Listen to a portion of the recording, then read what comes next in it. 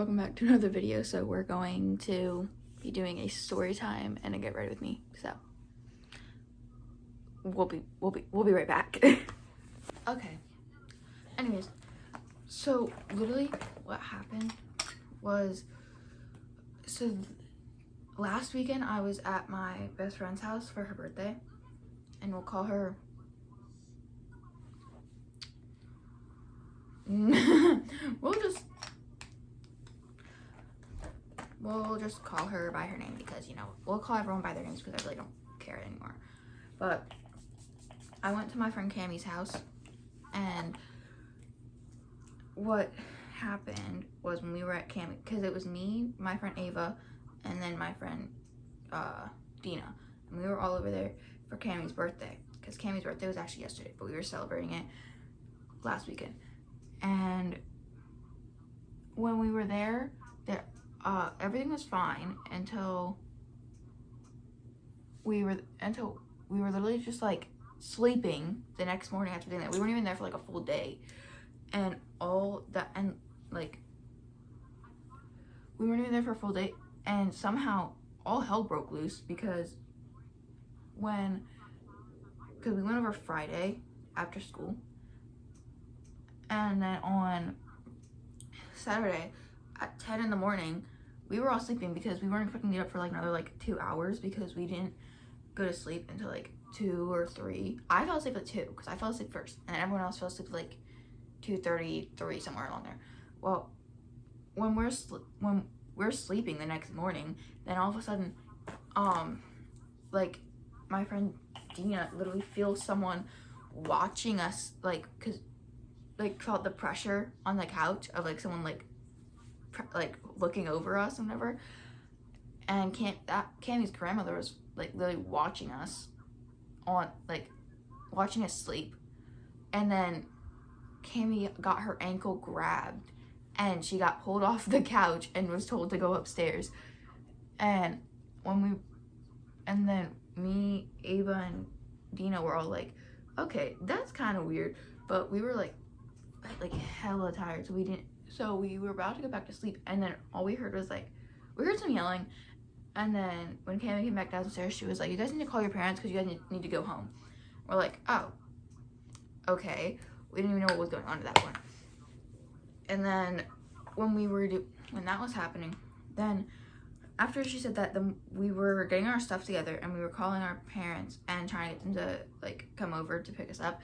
Well, my issue was neither of my parents were answering me, but then we heard what was going on and why we needed to get picked up, because Cammy told us. And apparently her grandmother was missing $700, and first they were blaming Cammy, and then they blamed Ava, and then they completely changed up and then they blamed me, Ava, and Dina, and said that we stole it. So they're like, when you get your parents to come up here, we need them to come in here and search your bags.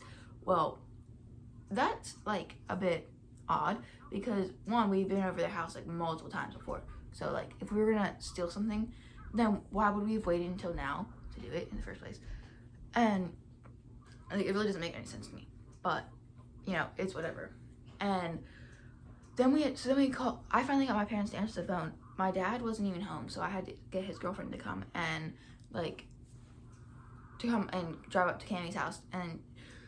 But Dina's parents got there first, and I've known them like my whole life, so I just let her mom check my bag, because me and Dina offered to let Cammy's mom search our bags, but it didn't. But literally, she's like, oh, I don't want to invade your privacy. I'm like, you're already invading our privacy in the first place by making this happen in front of everyone anyways, so there's really no difference. But okay then. And her mom threatened to call the cops on us, because apparently we were really, I guess we stole her $700. Her mom threatened to call the cops, and apparently her dad would have hit us if we said something that he didn't like, and that would have pissed him off. Well, then because then Dina's parents got there, mine and her bags got searched. Ava's parents got there, her her bag got searched. And then, of course, found out that we didn't actually do it. And, which, what a surprise, right? Because, oh my God, we totally stole the $700. But, yeah, we didn't steal the $700, obviously. And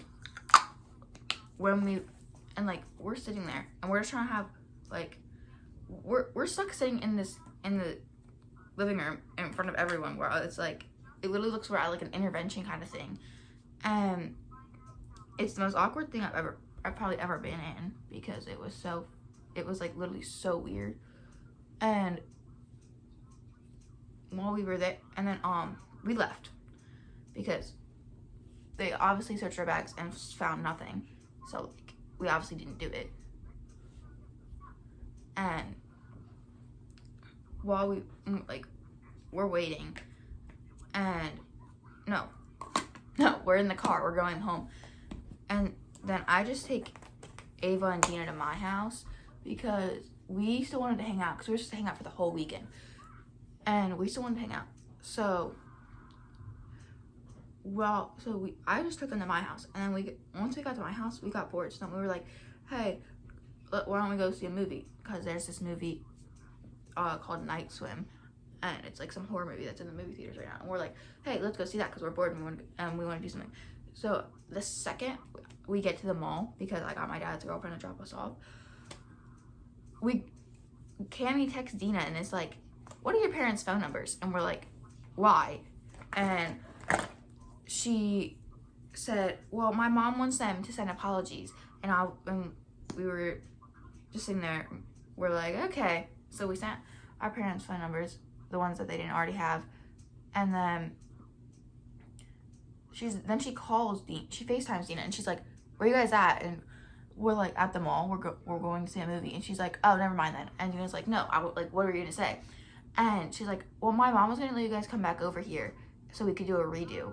Like the same day that this all happened, that we got woken up, accused of being thieves of $700. And they wanted us to come back over. Like, Ava's not allowed over there. Dina's not allowed over there. And like, why would we go back over and not? Because how could we expect the exact same thing wasn't going to happen again the next morning?